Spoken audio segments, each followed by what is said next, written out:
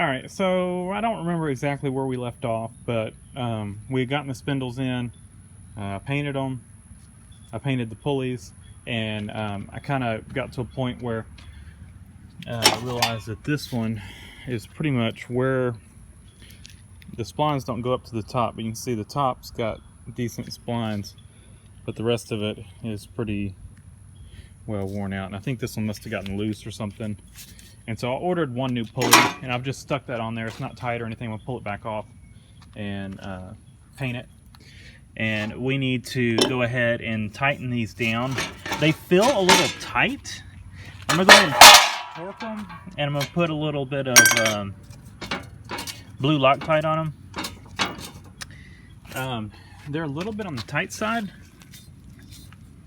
but we will grease them, and I guess maybe the bearings aren't fully seated. Maybe they didn't seat the races all the way. I mean, they're not. They turn.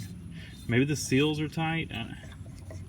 They just, to me, they feel tighter than they should, but they may loosen up once they run a little bit. There's no adjustment for the bearing preload or anything on this. It's all determined, and they're all like this. They're all just, they feel a little tight. But there's a spacer in between. You've got the bearing, and then a spacer, and then the other bearing, and then the shaft goes in there, and then it pushes the, when you tighten down the bolt, the shaft, it puts pressure on the bearings on each end, which on the inside puts pressure against those spacers. And so the spacer is what is determining the I guess bearing preload, and you know, that's how they came, and that's not going to be dependent on application. That's going to be how it is on any application, you know. So that spacer's in there, that's what determines the preload, and we have no adjustment there. So it is what it is, and that's how it's made. So I'm going to make sure I don't put too much tension on these. So I did look up torque specs, and it's 45 foot-pounds. And so I'm going to throw some probably blue Loctite on these and tighten these down. And I think I'll put this new pulley maybe in the middle. I don't guess it really matters. Get this decal off, and I'll spray some silver paint on it just so it matches the others. Anyway, so that's what we're gonna do. I'm gonna pull this pulley back off, probably swap it for the middle one, put the two outside ones as the older pulleys, and the middle one is the brand new one.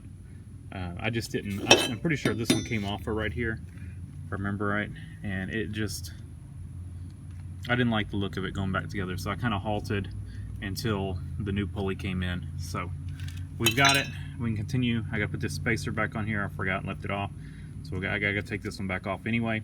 So I'm gonna swap it for the other one, throw some paint on this one, and I'll go ahead and torque these down. I'm also gonna leave, they came with a washer. I'm gonna leave the washer off because these nuts are a little bit taller than the original ones, and so we're a little short on threads. So I only had, I think, one of mine that actually had a washer on it. The new ones came with washers, but only one of mine had them, so I'm just going to leave them off. So, also need to paint these up. These are the guards that go over like that. Cover all this up. So I'll throw some paint on these just so they match. Not really going to even do any cleanup. I'm just going to wipe them down, get any dirt off of them, and throw some paint on them. Alright, I haven't filmed a whole lot, haven't done a whole lot. The camera overheated, and so it would not record. It was right, we were working in the sun, and I think it cut off my footage, and I lost my footage. Well, so while it was cooling down, of course, right after it overheated, it started raining, and go figure. But what I'm doing is I've got a little bit of Loctite on that pulley there, and we're going to go ahead and torque it to 45 foot-pounds. I went ahead, before I torqued them down, I greased all of them, and I went ahead and greased the front, kind of worked my way from front to back. I'm at the point where I probably need to jack up the back end to get any more of the grease points, but I've got everything on the deck and the lowering and raising and all that, and the front wheels and the spindles, all that stuff, the spindle for the wheel, the turns on, all that is greased. We've got a couple bad grease zerts, the two on the front. These, they are not holding, they're pushing the grease back out. The little balls are stuck on them, but we did get grease in them. We'll have to replace those at some point, but for right now at least they're greased.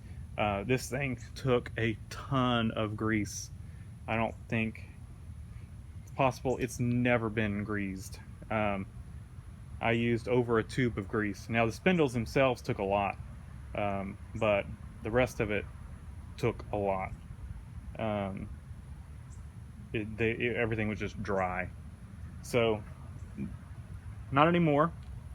Like I said, I put a drop of Loctite on this before what happened is I torqued it down and I thought about greasing it, and so I took it back for. I really don't think we need the Loctite on there, but we're gonna put a dab on it.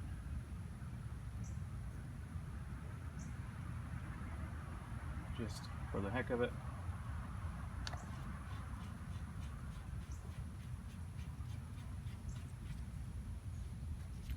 And like I said, this gets torqued to 45 foot-pounds.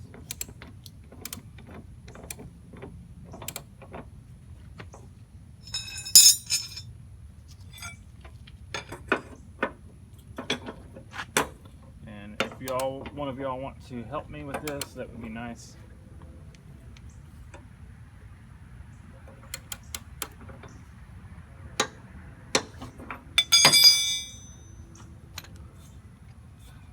These things are so tight, but there's nothing,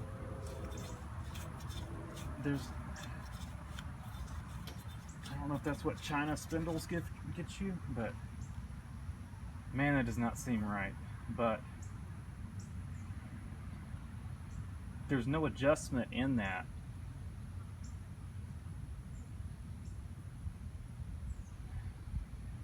I don't know. We're gonna run them and see what happens. I have a feeling might burn up the bearings. They're really tight. And I don't know if once they run a little bit they'll loosen up, but I mean they should not be that tight. We'll run them without the blades on them, see what happens. But let me show you.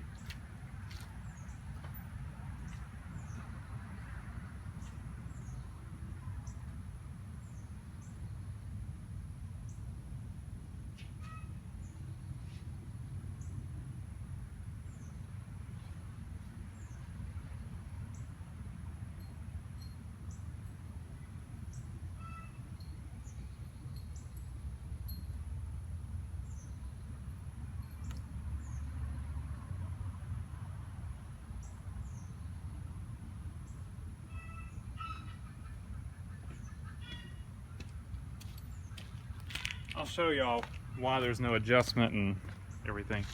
So you've got that spindle, and the shaft goes through. Inside the spindle housing is this. You've got your bearing races, your bearings on each end. And so that spindle pushes up against here.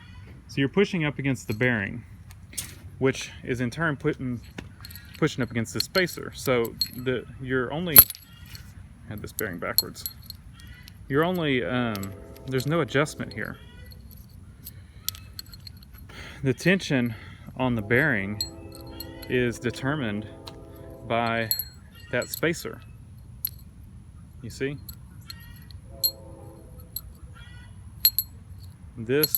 These are held in the housing, and so this spacer, if it's thicker, you got more bearing clearance.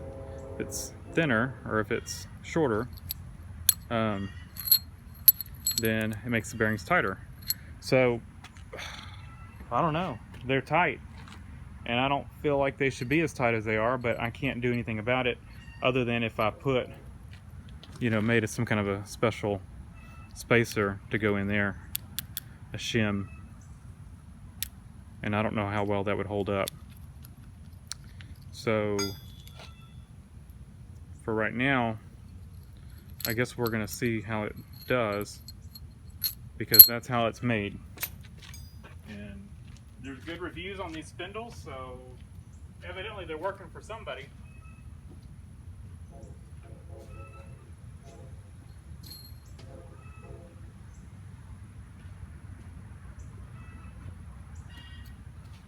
And there's no, a different application wouldn't change that. The only thing that would change that would be is if it was a different pulley, that the pulley bottomed out. But the way this is designed, it doesn't, like, you know, if the taper stopped from the pulley. But I've got one brand new pulley, taper's just the same on it, and the pulley that I ordered is the pulley that goes with the part number for these spindles, which is the same part, which is the same pulley as the others, but the parts are matched up. So I don't really know what else to do. There's nothing really else to do other than, I guess, just test it out and see what it does.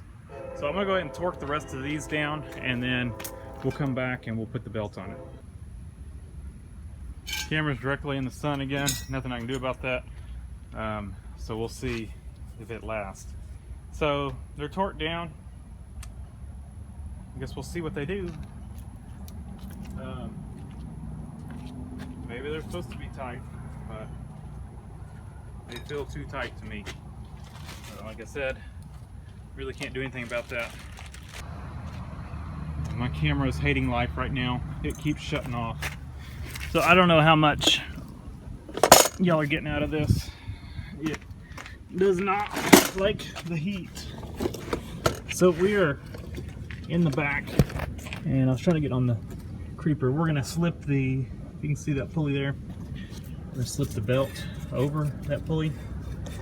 And so it is on now. And we can now cut off again. So we are gonna follow this belt routing. I'm not gonna film this. I'm gonna put the camera inside, let it cool down. We're gonna follow this routing diagram and get this thing, get this belt on there. All right, camera's cooled down a little bit. We've got the belt on. What I did to get the belt on was routed it, except for on that pulley there. And I put my pry bar in there. Of course, you know, I've got my spring on there. Put my pry bar on there, and I was able to pry the pulley over and get it on. So let's turn the deck on. We don't have any blades on it, but let's just see, make sure the spindles turn, belt stays on, all that kind of stuff. Camera's been recording about 30 seconds and turning off. But hopefully that's just because it was hot. It was telling me it was hot. And I was telling it I'm hot, but I'm still working, but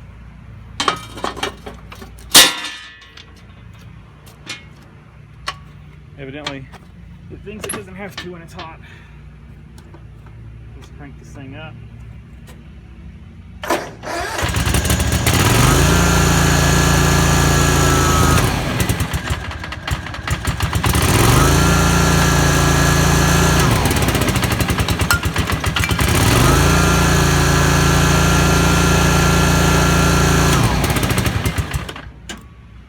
So it's either doing it because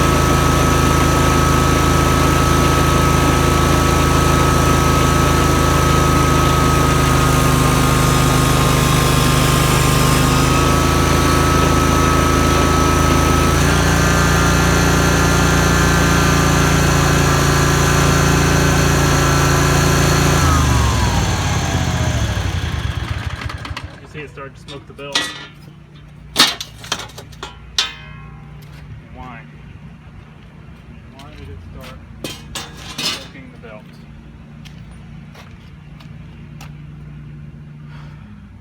Well, let's pull the belt back off, and I just have a feeling these spindles are too tight, and I honestly don't know what to do.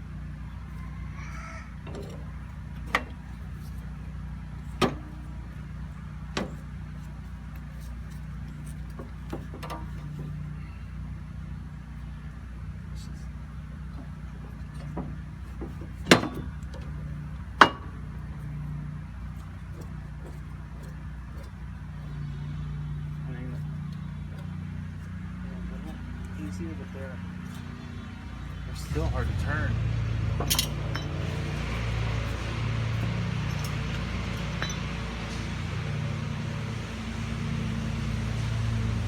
And something's just not right with these things.